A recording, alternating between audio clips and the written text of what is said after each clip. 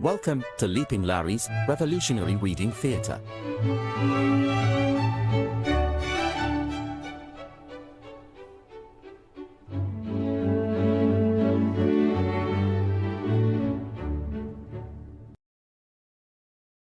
Right, it's time for the reading, everybody. Now, I didn't link this work because, you can find it yourself. But I did link On Authority, and the reason why I say you can find it yourself quite easily is because when you go to this here, On Authority, scroll down to the bottom, and you see they have a link right here to Bakunin on Authority right there, linked in the same thing. So that's why I didn't link them both. I just linked the Engels work, okay? Strap yourself in, because you're going to hear some anarchist nonsense here, because first we are going to read Mikhail Bakunin on What is Authority. And as I'm reading this, I encourage you all to start putting your thoughts in the chat as we're reading this, and any potential contradictions or nonsensical things that you see in here. Let's see it come. Just let me know in the chat what you're seeing. Okay? This is written in 1871. And On Authority by Frederick Engels was written a year later. Okay? What is authority? It is the inevitable power of the natural laws which manifest themselves in the necessary linking and succession of phenomena in the physical and social worlds. Indeed, against these laws, revolt is not only forbidden, it is even impossible. We may understand them or not know them at all, but we cannot disobey them, because they constitute the basis and the fundamental conditions of our existence. They envelop us, penetrate us, regulate all our movements, thoughts, and acts. Even when we believe that we disobey them, we only show their omnipotence.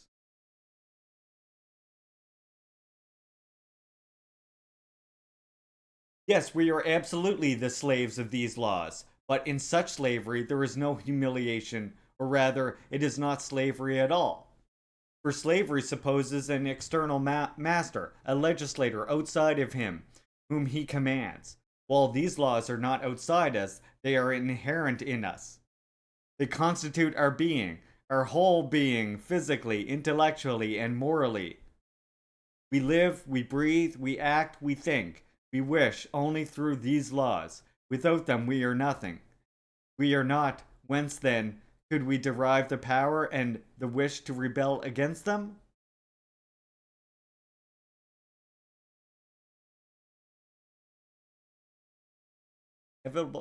Okay.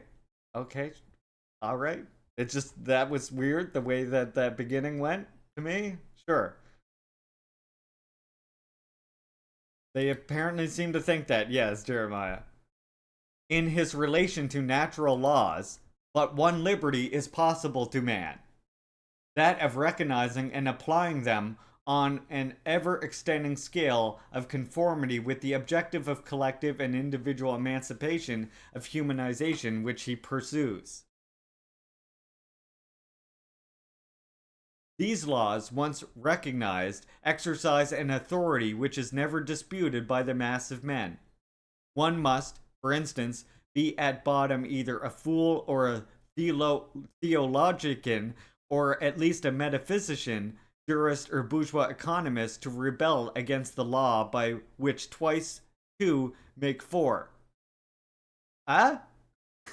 One must have faith to imagine that fire will not burn nor water drown, except indeed recourse be had to some subterfuge founded in its turn on some other natural law. But these revolts, or rather these attempts at our foolish fancies of an impossible revolt, are decidedly the exception. For in general, it may be said that the mass of men in their daily lives acknowledge the government of common sense, that is, of the sum of the general laws generally recognized in an almost absolute fashion. What? Okay, this part makes no sense at all. For in general, it may be said that the mass of men in their daily lives acknowledge the government in common sense. So he's saying everybody has common sense. That is the sum of the general laws generally recognized in an almost absolute fashion. Oh, yeah, everybody recognizes common sense in an absolute fashion. For sure, for sure. Capitalist propaganda doesn't cause people to go against any sort of semblance of common sense, right? And like just totally work against their interests. Clearly, that never happens. So it's such a weird thing to say. It's like, so we're starting here with this assumption now that people just everybody acknowledges the government of common sense in an almost absolute fashion. Really though? Wait, isn't this is coming from a guy who was deeply anti-Semitic towards Marx? So what, is that part of that too? What about the racism that existed at that time? Which still exists, but rampant racism. The Eurocentrism. No? No, no. Okay. Sure. You see the problem with that? The great misfortune is that a large number of natural laws, already established as such by science, remain unknown to the masses. Thanks to the watchfulness of the tutelary governments that exist, as we know, only for the good of the people, there is another difficulty, namely, that the major portion of the natural laws connected with the development of human society, which are quite as necessary, invariable, fatal as the laws that govern the physical world, have not been duly established and recognized by science itself. Okay, sure.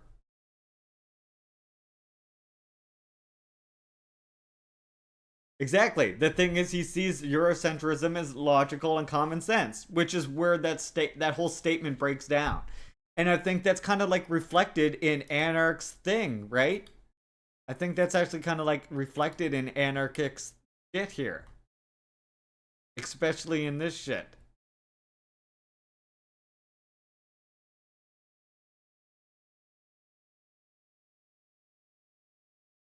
Okay, oh, that's a good one.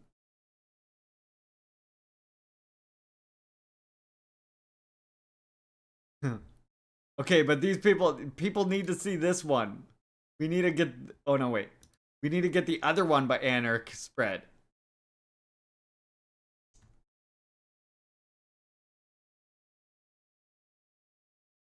This one, yeah. At least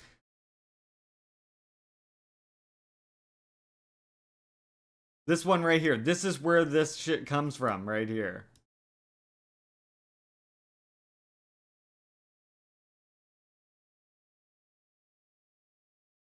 Gonna disagree with you here and say this is not from a misunderstanding of the state, but actually a fundamental chauvinist contention that bourgeois society is actually the maximum of human development. I mean, it's both.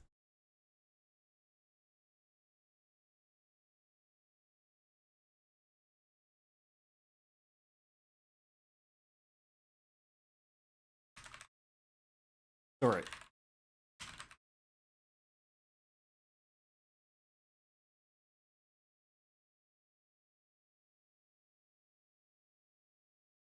Once they shall have been recognized by science, and then from science, by means of an extensive system of popular education and instruction, and by the way, science is always changing too, let's not forget, shall have passed into the consciousness of all, the question of liberty will be entirely solved.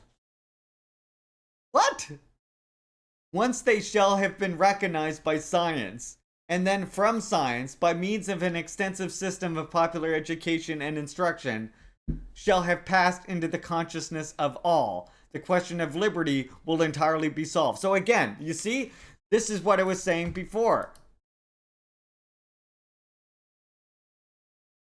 This is exactly what I was saying before right here. This part right here. Where is it? This fails to consider that while the bourgeoisie have the means to ideological influence, we can never, redefine the word or make everybody socialist revolutionaries, right? That's the thing. Which is why a vanguard is absolutely necessary. The vanguard is necessary because we'll never have majority of people become socialist people while the capitalist mode of production and capitalist control of media exists. So this is literally just saying magic. Once they shall have been recognized by science, and then from science, by means of an extensive system of popular education and instruction, shall have passed into the consciousness of all, the question of liberty will be entirely solved. The most stubborn authorities must admit that there will be no need either of political organization or direction or legislation.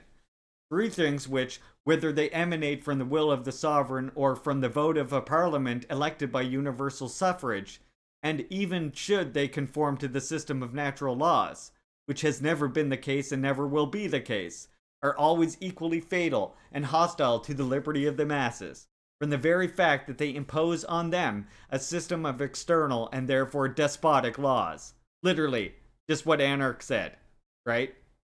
It's pretty much word for word the shit that Anarch just said in that fucking post. The liberty of man consists solely in this, that he obeys natural laws because he has himself recognized them as such, and not because they have been externally imposed upon him by any extrinsic will whatsoever, divine or human, collective or individual. Collective or individual. See that? Collective or individual. So he's also implying here that every single collective is also a state or a government.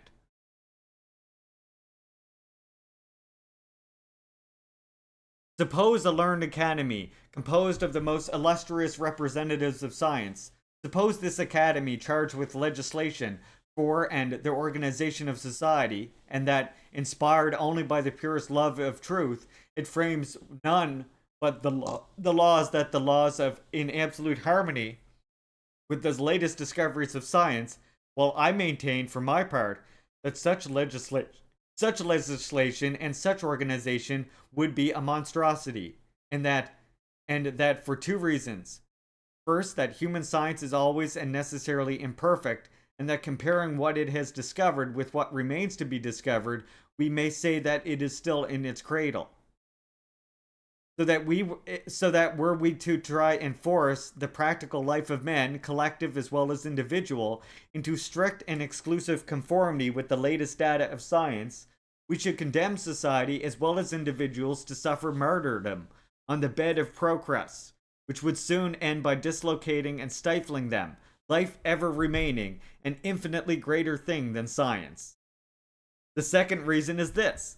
A society which should obey legislation emanating from scientific academy not because it understood itself the rational character of this legislation, in which case the existence of the Academy would become useless, but because this legislation emanating from the Academy was imposed in the name of a science which it venerated without comprehending.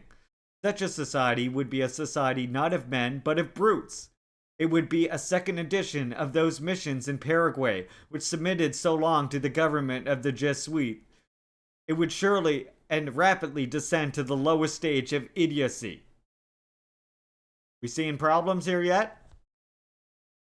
But there is still a third reason which would render such a government impossible, namely that a scientific academy invested with a sovereignty, so to speak, absolute even if it were composed of the most illustrious men, would infallibly and soon end in its own moral and intellectual corruption. Even today, with the few privileges allowed them, such is the history of all academies. The greatest scientific genius, from the moment that he becomes an academician, an officially licensed savant, inevitably lapses into sluggishness. He loses his spontaneity, his revolutionary hardihood, and that troublesome and savage energy characteristic of the grandest geniuses. Ever called to destroy old tottering words. Well, if you got a problem with the way I say that, then you got a problem with the way I say a lot of other stuff, because I mispronounce everything. So, fuck right off. He loses it has nothing to do with English, it's me. He loses his spontaneity because you heard me pronounce plenty of English words in the same pronounced ways. Like that's I say Mario, for fuck's sakes. I say Mario. The greatest scientific genius, from the moment that he becomes an academician, an officially licensed savant, inevitably lapses into sluggishness. He loses his spontaneity, his revolutionary hardihood, and that troublesome and savage energy, characteristic of the grandest geniuses ever called to destroy tottering worlds and lay the foundations of new. Mario is not consistent. He undoubtedly gains in politeness, in utilitarian and practical wisdom, what he loses in power of thought. In a word, he becomes corrupted. The proper pronunciation is Mario, but I say Mario, you see. That's not the only word. You all know I say lots of words. I do feel a little bit spicy after reading that Anarchy post, I'm not gonna lie. I'm still spicy from reading that take. It is the characteristic of privilege, and of every privileged position, to kill the mind and heart of men. The privileged man, whether practically or economically, is a man deprived in mind and heart. That is a social law which admits of no exception, and is applicable to entire nations as to classes, corporations, and individuals. See this? It is the law of equality, the supreme condition of liberty and humanity. The principal object of this treatise is precisely to demonstrate this truth in all the manifestations of social life. To be fair, I didn't engage, I just pointed out.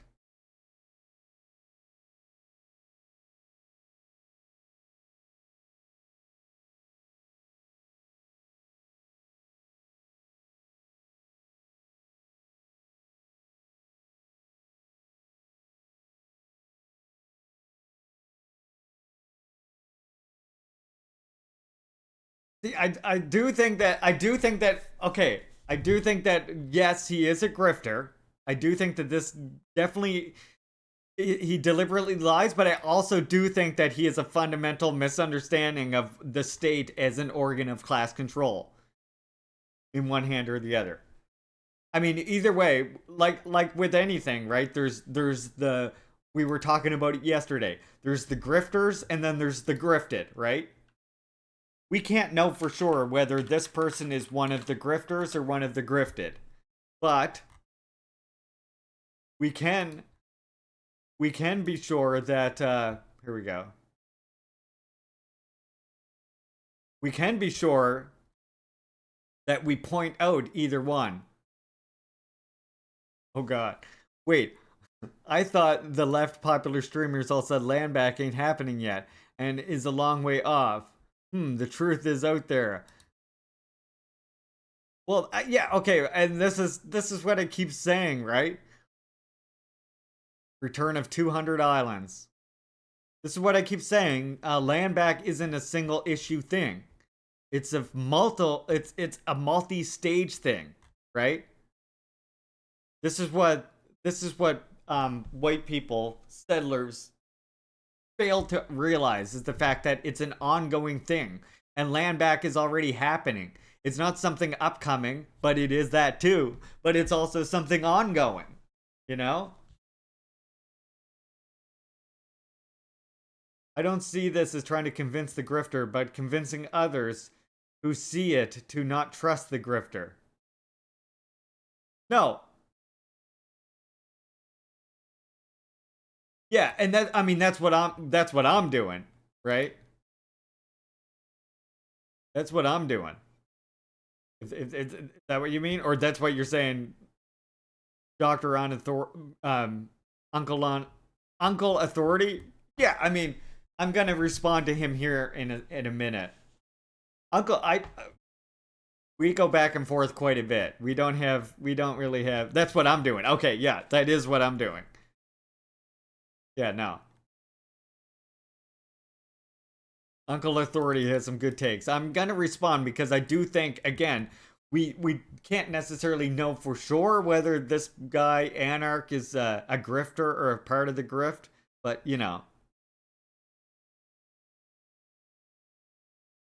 But I always get, oh, so do I.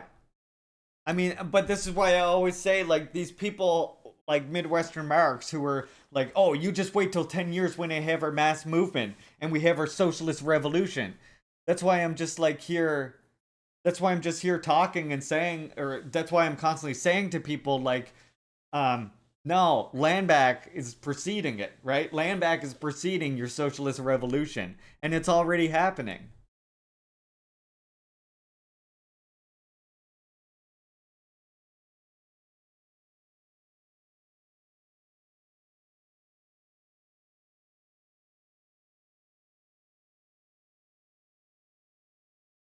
So this person is there saying now that when you're a privileged person, it's a social law that you can never understand unprivileged people.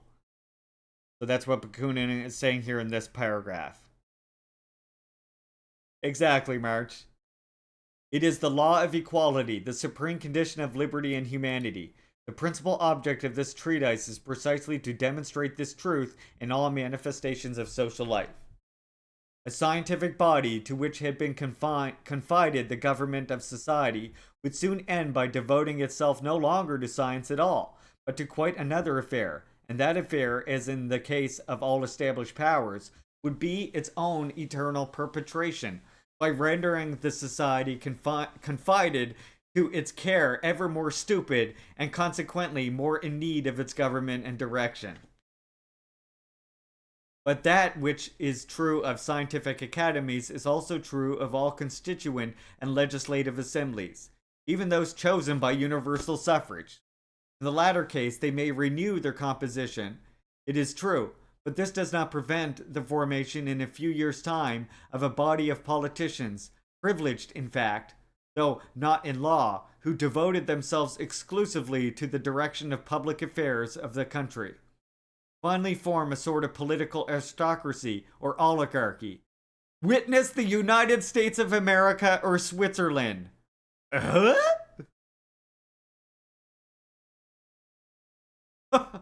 What? This is why we need to know.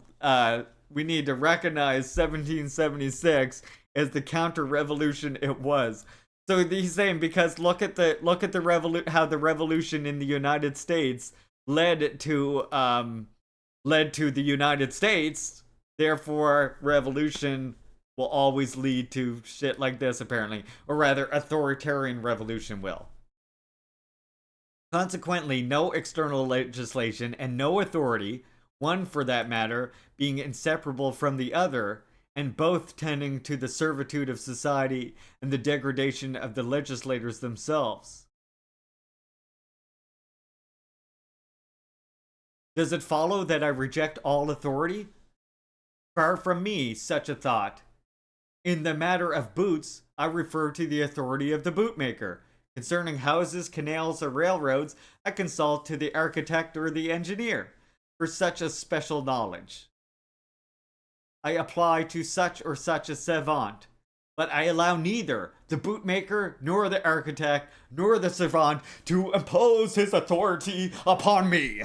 I listen to them freely, and with all respect merited by their intelligence, their character, their knowledge, reserving always my incontestable right of criticism and censure.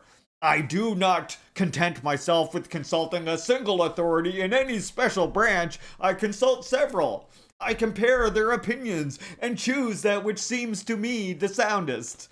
I'm sure that'll work out good in the long run, but I recognize no infallible authority. Nobody said infallible, even in special questions. Consequently, whatever respect I may have for the honesty and the sincerity of such or such individual, I have no absolute faith in any person. Such a faith would be fatal to my reason, to my liberty, and even to the success of my undertakings. It would immediately transform me into a stupid slave, an instrument of the will and interest of others. Bullshit.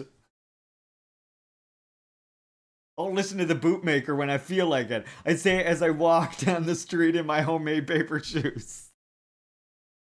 I bow before the authority of specialists and avow my readiness to follow to a certain extent and as long as may seem to be necessary. Their indications and even their directions, it is because their authority is imposed on me by no one, neither by men nor by God. Ions and even their directions, otherwise I would repel them with horror. I bid the devil take their counsels, their directions, and their services, certain that they would make me pay by the loss of my liberty and self-respect for such scraps of truth, wrapped in a multitude of lies as they might give me. I bow before the authority of special men because it is imposed on me by my own reason. I am conscious of my own ability to grasp in all its details and positive development any very large portion of human knowledge. The greatest intelligence would not be equal to a comprehension of the whole. Thence results for science as well as for industry the necessity of the division and association of labor. I receive and I give, such is human life.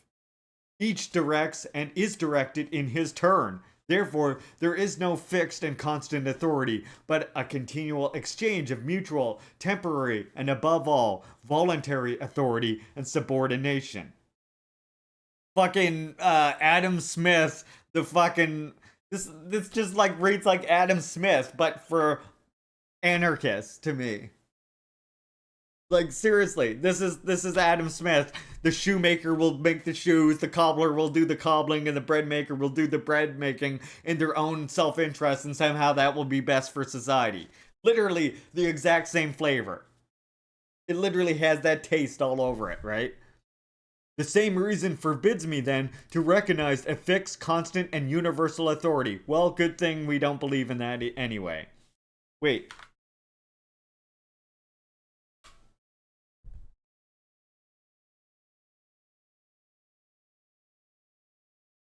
Because there is no universal man.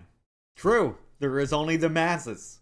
No man capable of grasping in all wealth of detail. True, there is only the masses, without which the application of science to life is impossible.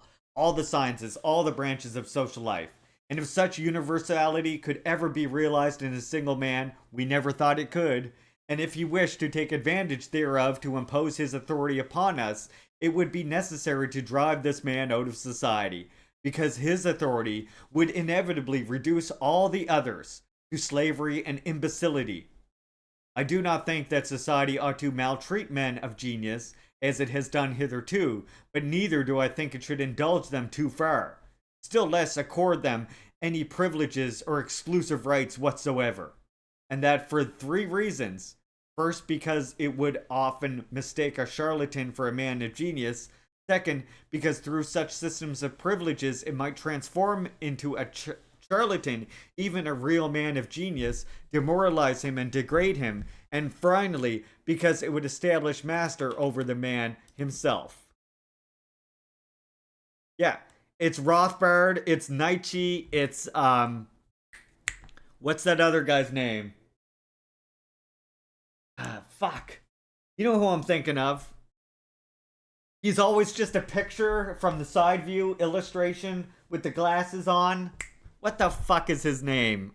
It's on my meme page. I know it's on my meme page.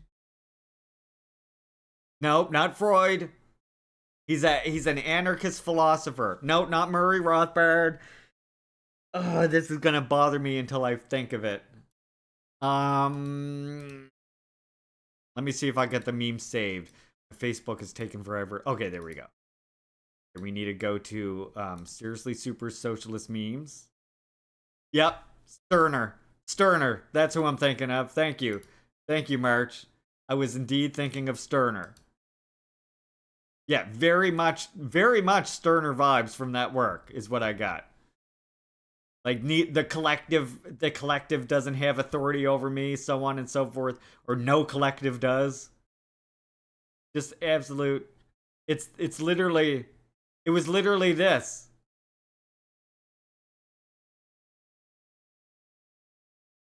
Yeah, Engels made up Sterner to troll Marx. I think that could probably be true. I think that could probably be actually a true thing. Not even lying.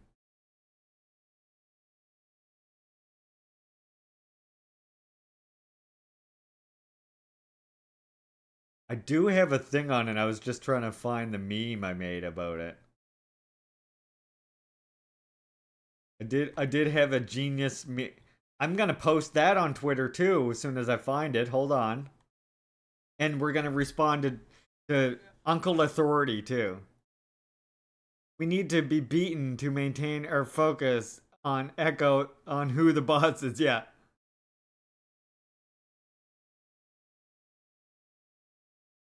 I'm trying to find the meme I made about. Oh, here it is. Yeah, perfect. Okay. Here's the meme. I got it. Look.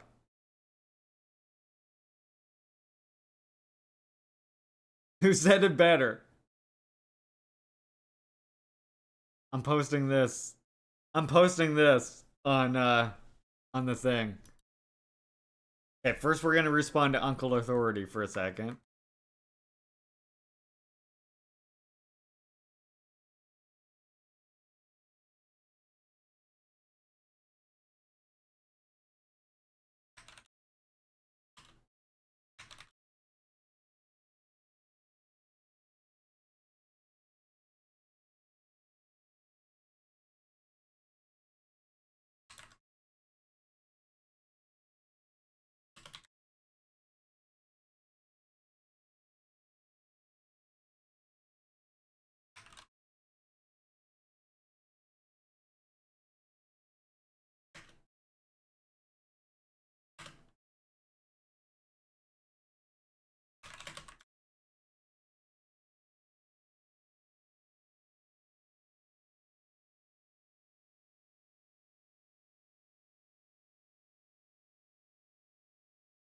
I'm using your thing here, March. But either way, they functionally serve the same interests anyway, so it matters little.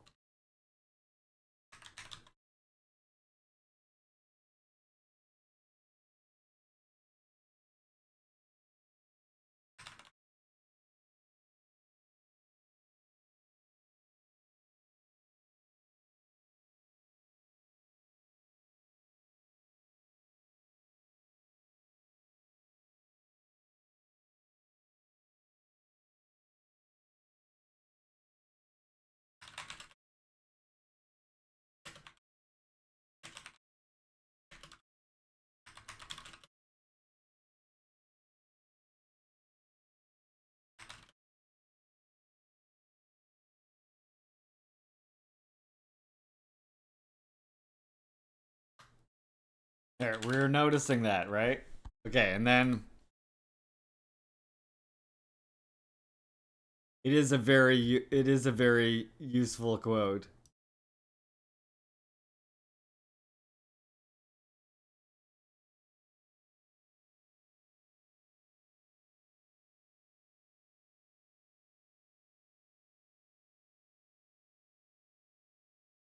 Okay, and I'm gonna share his goddamn this thing here. Where did it go?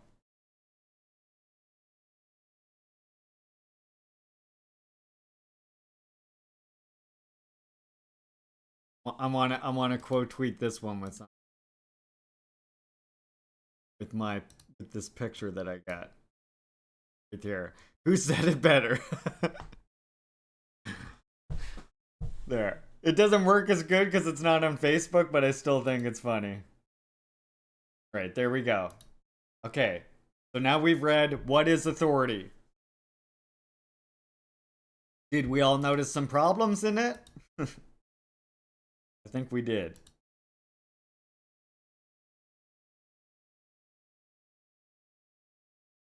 No worries, Sue, no worries. Okay, so now let's check out this second one here. So now we're going to look at this was written a year after the one we just read, and this one was written by Frederick Engels, 1872. So basically in response, basically. Okay? A number of socialists have latterly launched a regular crusade against what they call the principle of authority. It suffices to tell them that this or that act is authoritarian for it to be condemned. This summary mode of procedure is being abused to such an extent that it has become necessary to look into the matter somewhat more closely. Yeah, that's me. I'm the boomer meme poster. Hey, we need a boomer meme poster, okay? And that's me. Authority, in the sense in which the word is used here, means the imposition of the will of another upon ours. On the other hand, authority presupposes subordination.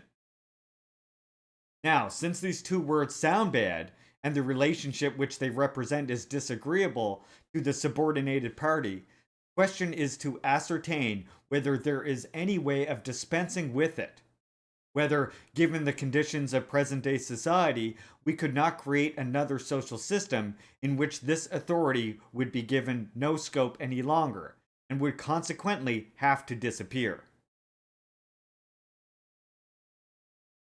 On examining the economic, industrial, and agricultural conditions from which the basis of present day bourgeois society, we find that they tend more and more to replace isolated actions by combined action of individuals. Modern industry, with its big factories and mills, where hundreds of workers supervise complicated machines driven by steam, has superseded the small workshops of the separate producers. The carriages and the wagons of the highways have become substituted by railway trains, just as the small schooners and sailing feluccas have been by steamboats. Even agriculture falls increasingly under the dominion of the machine and of steam, which slowly but relentlessly puts in the place of the small proprietors big capitalists, who, with the aid of hired workers, cultivate vast stretches of land. Everywhere, combined action, complication of processes depend upon each other, displaces independent action by individuals. But whoever mentions combined action speaks of organization. Now, is it possible to have organization without authority? Supposing a social revolution dethroned the capitalists, who now exercise their authority over the production and circulation of wealth. Supposing, to adopt entirely the point of view of the anti authoritarians, that the land and the instruments of labor had become the collective property of the workers who use them, will authority have disappeared? Or will it only have changed its form? Let us see. Let us take by way of example a cotton spinning mill. The cotton must pass through at least 6 successive operations before it is reduced to a state of thread, and these operations take place for the most part in different rooms. Furthermore, keeping the machines going requires an engineer to look after the steam engine, mechanics to make the current repairs, and many other laborers whose business it is to transfer the products from one room to another, and so forth. All these workers, men, women, and children, are obliged to begin and finish their work at the hours fixed by the authority of the steam, which cares nothing for individual autonomy. The workers must, therefore, first come to an understanding on the hours of work, and these hours, once they are fixed, must be observed by all without any exception.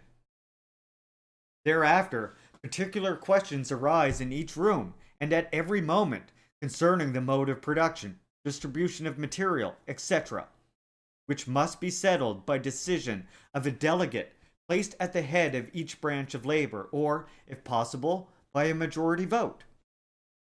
The will of the single individual will always have to subordinate itself, which means that the questions are settled in an authoritarian way. Right? Because the individual always has to subordinate themselves to the collective authority. Remember, in the Bakunin work we just read, Bakunin was literally denouncing the authority of the collective as well.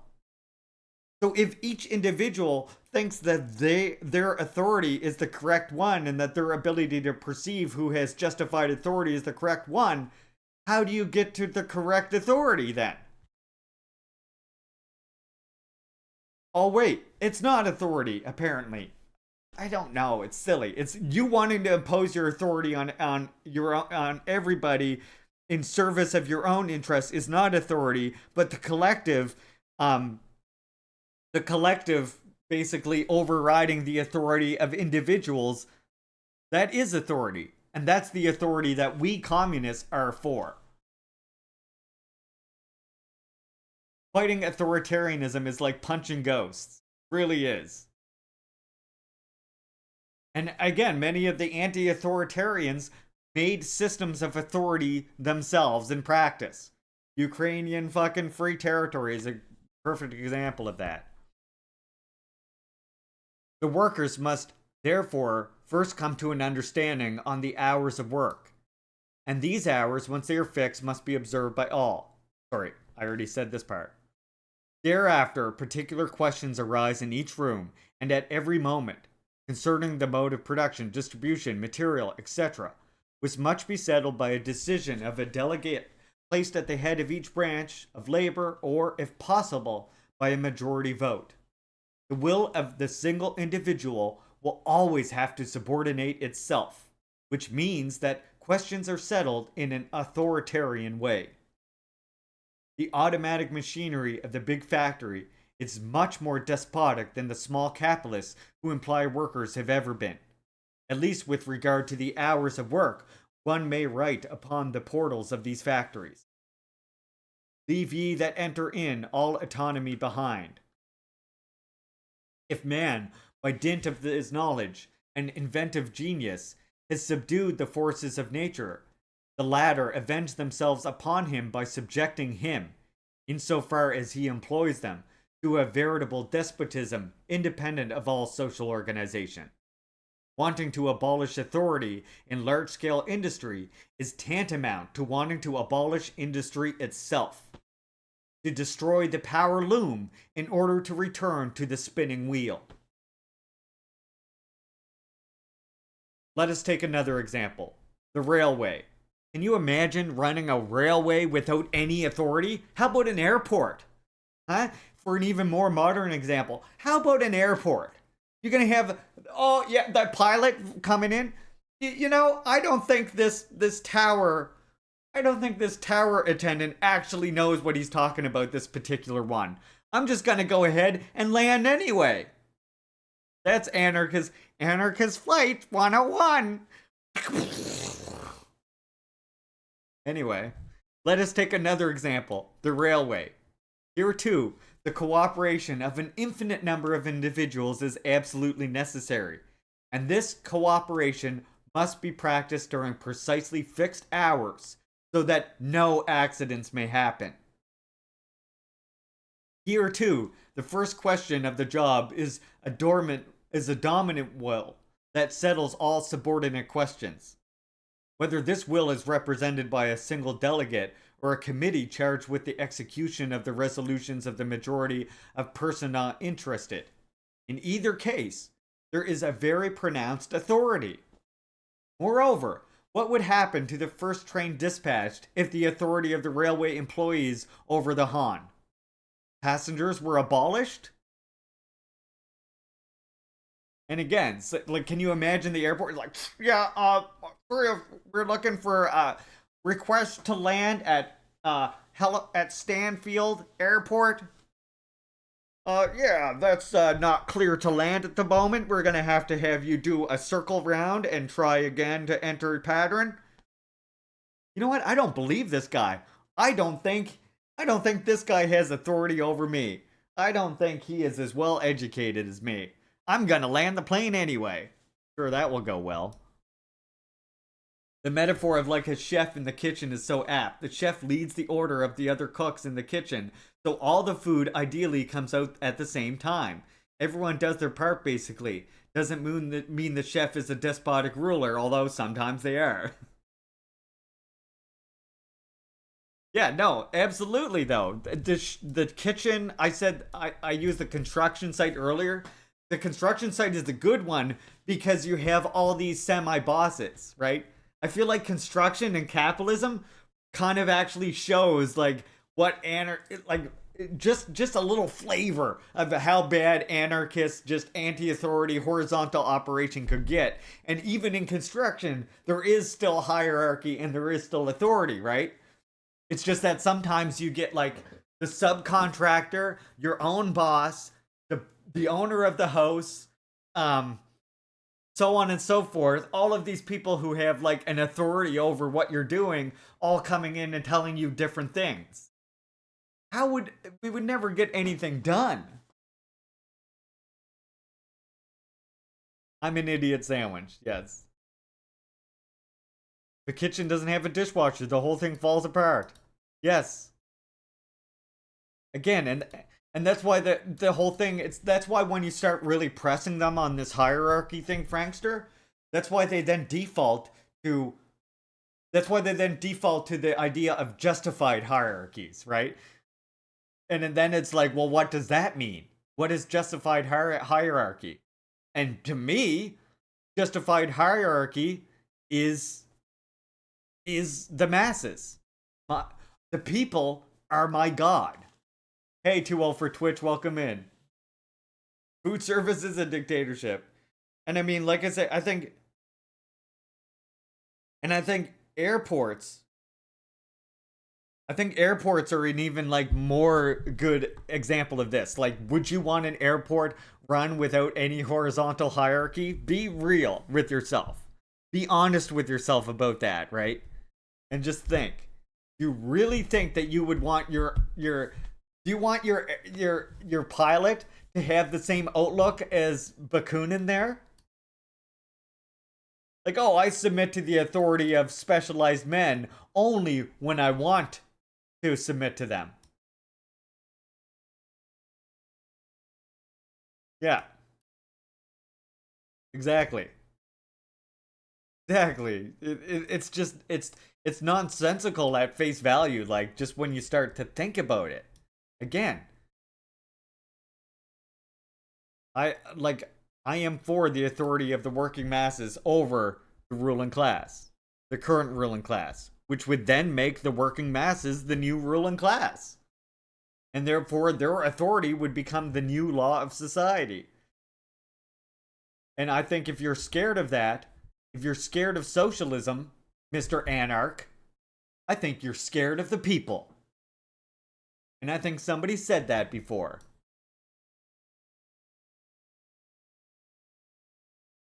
And that's the thing, right? That's where his argument really breaks down. Too old for Twitch is the idea that he's really not talking about the masses being in the authority position, right? He's talking about he's talking about individual rulers right here. See? You can't elect and trust people to move in your interests, which ignores that the way democratic centralism is set up is done so in such a way that the authority of the masses, of the collective, is what is. It is what is the law, right? And it's same here. From the time you may find your benevolent ruler, from time to time you may find your benevolent ruler, but there will always be a marginal actor of the face of other systemic forces. And when they sit at the seat of power, you'll be back at square one. Well, DPRK literally proves that not true. Cuba proves that not true. And the reason is because their leaders were not individual benevolent leaders. Okay? Cinnamon caught my Fred Hampton quote. Yeah, like it's not like we'd have nonsensical departments of the government under communism. They justified themselves, or we wouldn't have them anymore. Exactly. If they are no longer useful, then we would abolish them, and that's what happens continuously. I mean, that's what in DPRK alone, right? Like you have watched how the very first president in DPRK abolished the presidency. Right? The general secretary abolished the position of general secretary of the Workers' Party of Korea. Now you have chairman. The National Defense Commission abolished and broken up into further state organs. The reason why you don't see this kind of mass movement happening in capitalist society is because capitalists are trying to maintain their position, their heaven on earth, at the expense of maintaining a big proletariat. And so in socialist society, the goal is just the opposite. In socialist society, the goal is ending class society, right?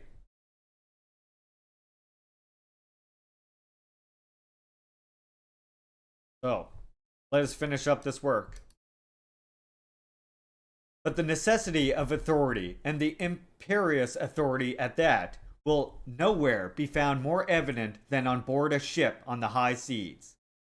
And this is why I say, remember, like, things change and we have more information now.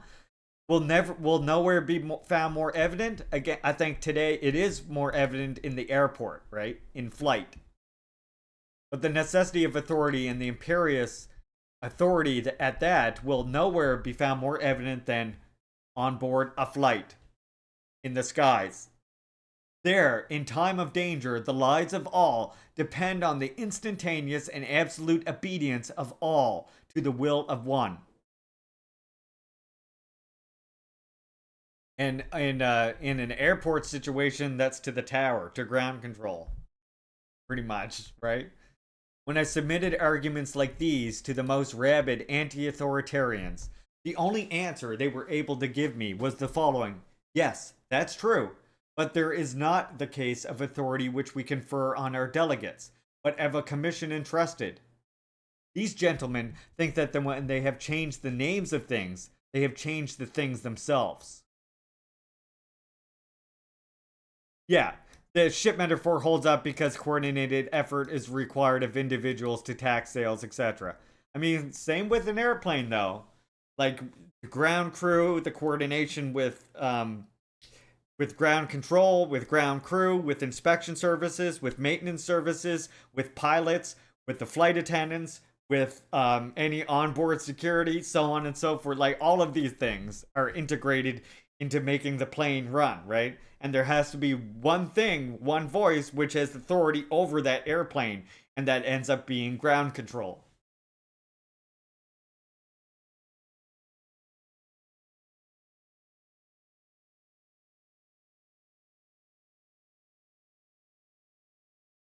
So again, and this is exactly what Anarch was doing, as we saw. These gentlemen think that when they have changed the names of things, they have changed the things themselves. This is how profound thinkers mock at the whole world. We have thus seen that, on the one hand, a certain authority, no matter how delegated, and on the other hand, a certain subordination, are things which independently are things which independently of all social organization are imposed upon us with the material conditions under which we produce and makes products circulate. And this is why, as well, I point out that even in a communist society, authority would probably still exist, right? We're not against authority existing entirely in the world. What we're against is oppression of man by man, exploitation of man by man. We're not against authority necessarily. And we have to understand, as I've said before, could you imagine us in our Star Trek future and there being no authority at all? It makes no sense, right? How could you have the type of like Star Trek forces of production and distribution and not have any authority? Nonsense. It might be the authority of the collective, the authority of the masses, but authority will still always exist even after class society has been overcome. There will still be a need for authority, even when there's no more classes. That's one thing I do very much agree with Comrade Kim Jong Il on. That we when we say we're for dissolving the state, we're for dissolving the state as that weapon of class control. But that doesn't mean all authority will have then disappeared.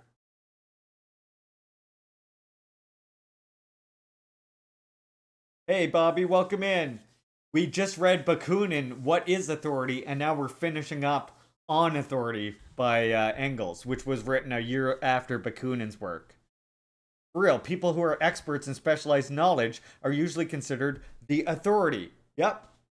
Exactly, too old for Twitch. Exactly, and that's what I'm saying. Authority is an undeniable factor of material existence.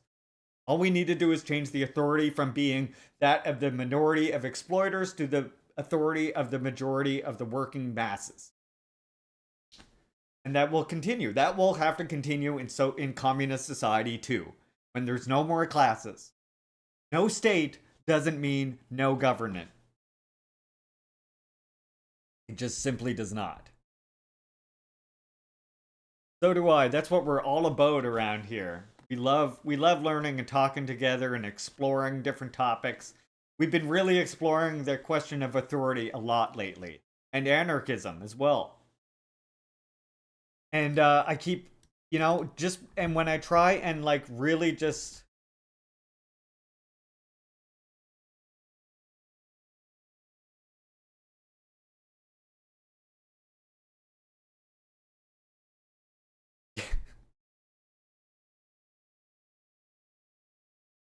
yeah, okay, so well, I'm looking for the part where I just saw it. People need to like this shit more. Where's my thing? It should be my notifications for it should be at the damn top. What's the plural of comrade? Good question. And that's why I was showing this one here. Like this is anarchist shit. This is what it leads you to here. The more and more I'm like engaging with like good faith with their points and stuff and trying to answer their points and stuff, the more I come across shit like this. Certainly, if the current political organization of the Levant consisted of democratic assemblies comprised of all areas occupants, Israelis, Palestinians, there wouldn't be an act of genocide occurring there. Fuck you, Green Hills. Fuck you. Literally downplaying fucking genocide and making it something that's like something to be blamed on Palestinians and fucking and Israelis equally, right?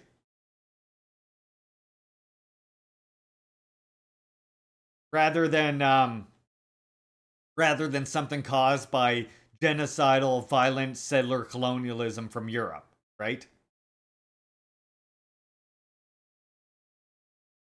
Agreed. I think that democratic confederalism would be a very reasonable path forward for Israel. Actually, I'm gonna just straight up answer it.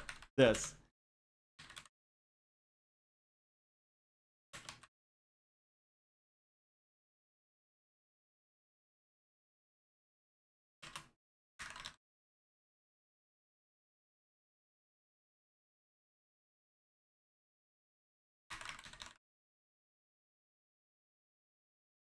There.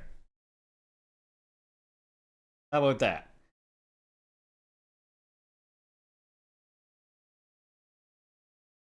Very reasonable path forward for Israel would be dismantling, actually. Oh, they don't want land back. I think actually Uncle Authority's little comment here actually is right.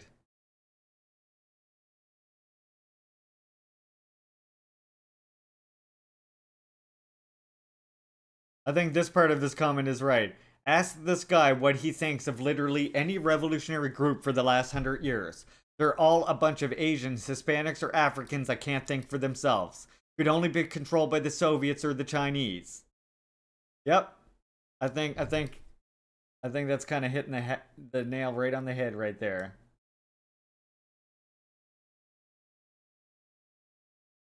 They don't even they are just pro-colonial, I think, too old for Twitch.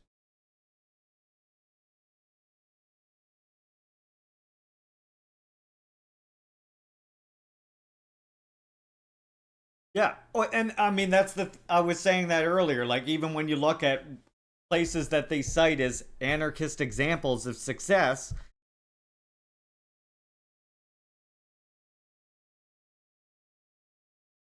Oh, look. He replied to me.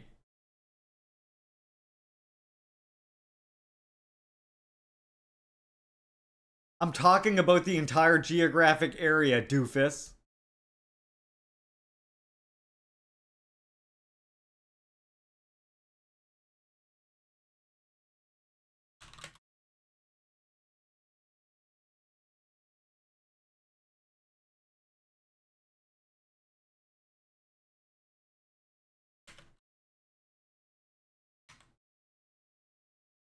See, I don't like personally insulting people. It just feels weird to me. I'm not gonna do it. I'm not gonna do it. I can't personally insult people. I can't fucking do it. It just feels weird.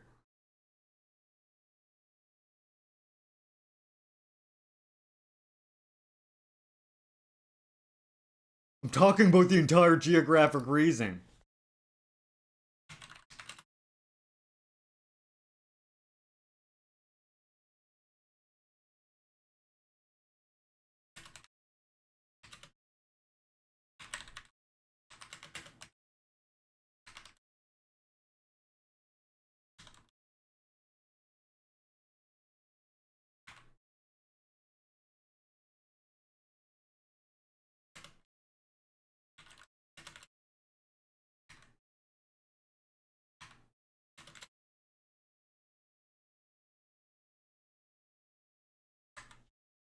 I suck at spelling. Supremacy, right? It's like this. Is that how you spell supremacy?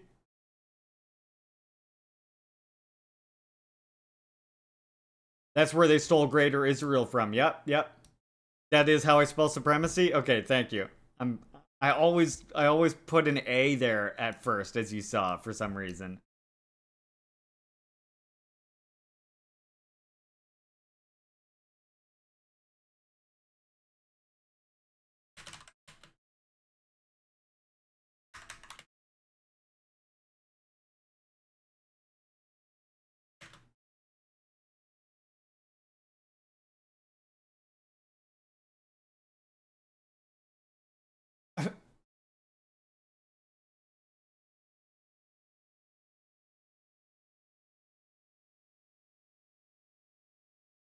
Yeah. So there you go. Of course, you got to sprinkle in a little bit of ableism. Okay, sorry, I had to respond to that.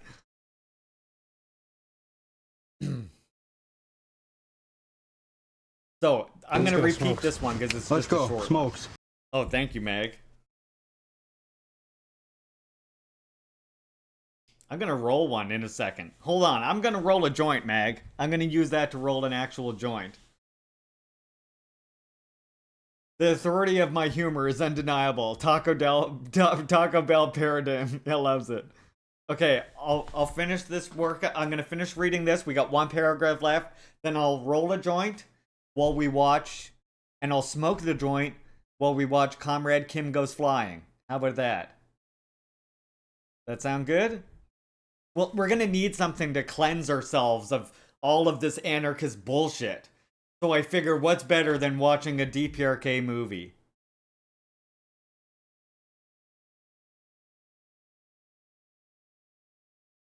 Okay, we'll cleanse ourselves with that. Yeah, and I do separate. I do tend to separate. I mean, in general, I see anarchists as potential comrades, right? Potential comrades, but also potentially dangerous. Yeah, that's the thing. This is why I say I see anarchists as potential comrades. Anarchists as, however, potential comrades, but also potentially dangerous. But I see anarchism as something, the philosophy I'm talking about now, anarchism as in the European tradition as being something that inherently serves the reaction. Anarchists, potential comrades. And I have brought many anarchists to scientific socialism.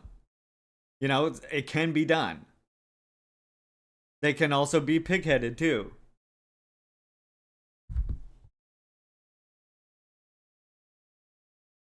Yeah, Anarch can turn himself around, but he is actively dangerous in the present and very smug in his personal supremacy of understanding. Yeah, we're to the point where he is literally pushing. Well, we see he's pushing like these quasi genocidal beliefs about socialist states and stuff, and every single revolution that occurs that fights against the white hegemony is denounced as being like just a plot or a feudal hangover or just despotism of the feudal tradition or something by him, and he doesn't see anything wrong with that. And then the way they sit there and say, "Oh well, you know, if Palestine had been anarchist, then there wouldn't have been any genocide."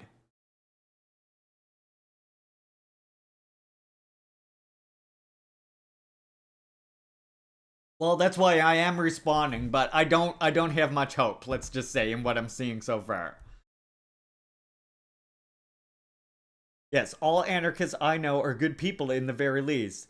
More than I can say about Western communists. Yeah, I mean, okay, an anarchist I work with in person, Radisby, is a whole different thing than what I'm seeing.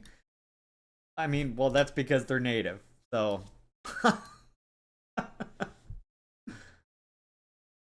yeah, someone made that joke yesterday, Katrina, and I think it works a lot, actually.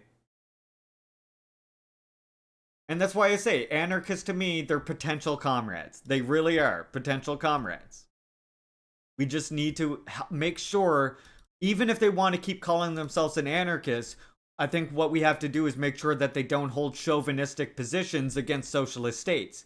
Because I think what those chauvinist positions against socialist states, eventually you wind up with shit like this.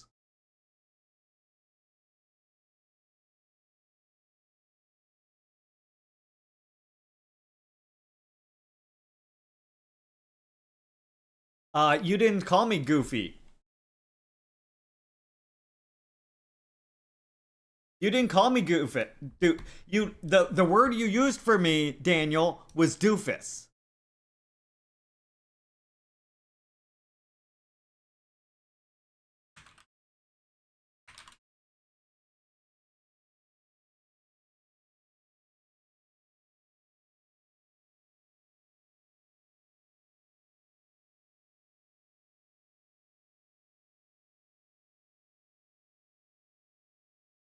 Okay, hold on. I do want to respond to this. Let's finish the on authority first. We have seen that on the one hand, a certain authority, no matter how delegated, and on the other hand, a certain subordination are things which, independently of all social organization, are imposed upon us together with the material conditions under which we produce and make products circulate. We have seen, besides, that the material conditions of production and circulation inevitably develop with large scale industry and large scale agriculture, and increasingly tend to enlarge the scope of this authority. Hence, it is absurd to speak of the principle of authority as being absolutely evil, and of the principle of autonomy as being absolutely good. Authority and autonomy are relative things, whose spheres vary with the various phases of the development of society. If the autonomists confine themselves to saying that the social organization of the future would restrict authority solely to the limits within which the conditions of production render it inevitable, we could understand each other. But they are blind to all facts that make the things necessary, and they passionately fight the world. Why do the anti authoritarians not confine themselves to crying out against political authority, the state? All socialists are agreed that the political state and with it political authority will disappear as a result of coming social revolution. That is, the public functions will lose their political character and will be transformed into the simple administrative functions of watching over the true interests of society. But the anti-authoritarians demand that the political state be abolished at one stroke, even before the social conditions that gave birth to it have been destroyed. They demand that the first act of the social revolution shall be the abolition of authority. Have these gentlemen ever seen a revolution? A revolution is certainly the most authoritarian thing there is. It is the act whereby one part of the population imposes its will upon the other part by means of rifles, bayonets, and cannon. Authoritarian means, if such there be it at all, and if the victorious party does not want to have fought in vain, it must maintain this rule by means of the terror which its arms inspire in the reactionists. Would the Paris Commune have lasted a single day if it had not made use of this authority of the armed people against the bourgeois? Should we not, on the contrary, reproach it for not having used it freely enough? Therefore, either one of two things. Either the anti-authoritarians don't know what they're talking about, in which case they are creating nothing but confusion, or they do know, and in that case they are betraying the movement of the proletariat. And in either case, they serve the reaction.